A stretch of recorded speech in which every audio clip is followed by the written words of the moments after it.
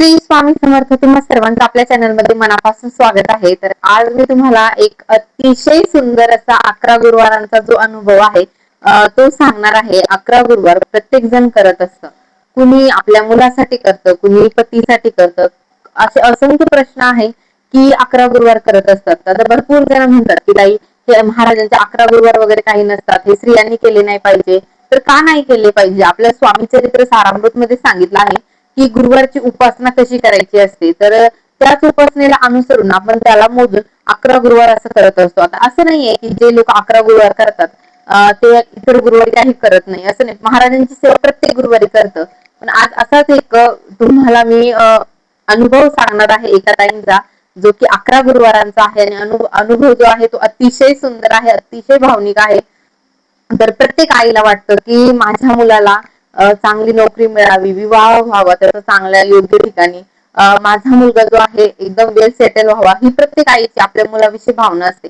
तसंच एका ताईंची त्यांच्या मुलाविषयी भावना होती. मुलगा आता एका तरुण वयामध्ये आल्यानंतर भरपूर त्याला जे आहे ते वाईट वळणाला लागतं. तर त्याच तसंच कसं थोडंसं ताईंच्या बाबतीत झालं होतं की ताईंचा मुलगा थोडा वाईट वळणाला लागला होता. तर त्यानंतर असं झालं की ताईंना रिसेंटली व्हिडिओ आला 11 गुरुवारांचा, आणि ताईंनी 11 गुरुवाराला सुरुवात केली. 11 गुरुवाराला सुरुवात केली.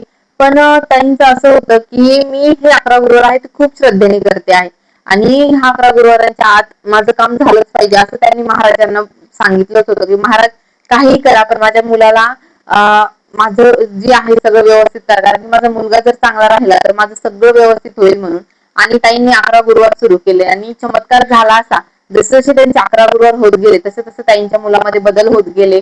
ताईंचा मुलगा शिकलेलाही व्यवस्थित होता, पण काही वाईट संगती खूप महत्वाची असते, संगतीमुळे तो थोडा बिघडलेला होता. आणि 11 गुरुवारांच्या ताईंच्या 11 गुरुवार होण्याच्या आत दादांचं जे आहे त्याला चांगल्या कंपनीमध्ये एकदम छान असा, त्याला जेवढ्या पॅकेजचा पाहिजे होता तेवढा जॉबही भेटला.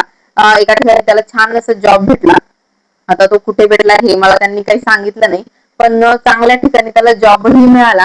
आणि आता प्रत्येक मिडल क्लास फॅमिलीचं स्वप्न असतं की घर धावावं, गाडी व्हावी, नोकरी मिळावी. आणि त्यानंतर ताईंचं असं झालं की बाबा महाराज आता तुम्ही एवढं केलं आहे तर मला माझ्या मुलाला जे आहे ते त्याचा चांगला योग्य सुयोग्य जोडीदारही भेटू द्या आणि त्याचं लग्न होऊ द्या. तर ताईंचे 11 गुरुवार चालू होते, आणि त्या 11 गुरुवार जेव्हा शेवटचा गुरुवार होता ताईंचा, तर त्या गुरुवारी दादाला एक स्थळ आलं. आणि ते स्थळही खूप छान होतं, आणि विशेष म्हणजे ती जी मुलगी होती ती स्वामी भक्त होती. तर त्यामुळे एका स्वामी भक्ताला एक स्वामी भक्त भेटणं हे खूप मोठं भाग्य मी तरी समजते. कारण की हे असं क्वचित कपल मध्ये होतं की दोघंही स्वामी भक्त आहेत म्हणून, आणि त्यांची सेवा जर ते एकत्र आले, आणि त्यांची सेवा काय असते हे तर आपल्या सगळ्यांना माहितीच आहे. तर तसंच झालं दादाच्याही बाबतीत. त्यांची जी होणारी बायको होती तीही स्वामी भक्त भेटली. 11 गुरुवारांच्या आत दादांचं जे दादांना व्यसन वगैरे लागलं होतं, जी वाईट सवय होत्या त्या पण सुटल्या. प्लस त्यांना चांगल्या जॉबची पगाराची नोकरी ही मिळाली, आणि त्यांचं लग्नही झालं.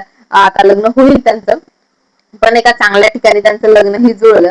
तर ही सगळी महाराजांची कृपा आहे. 11 गुरुवार तुम्हाला सगळ्यांना सांगते खूप प्रभावी सेवा आहे. तुम्हाला असं नाहीये की तुम्ही मोजून मापूनच करावे, पण ही सेवा जर तुम्ही केली तर आयुष्यामध्ये खरं सांगते काही कमी पडणार नाही. आणि आता तर अधिक महिना सुरू आहे, गुरुपुषामृत योग आहे, तर तुम्ही सगळ्यांना विनंती आहे की तुम्ही सगळ्यांनी 11 गुरुवार व्रत करा. याची जी महती आहे, याचा जो चमत्कार आहे तो खूप आहे.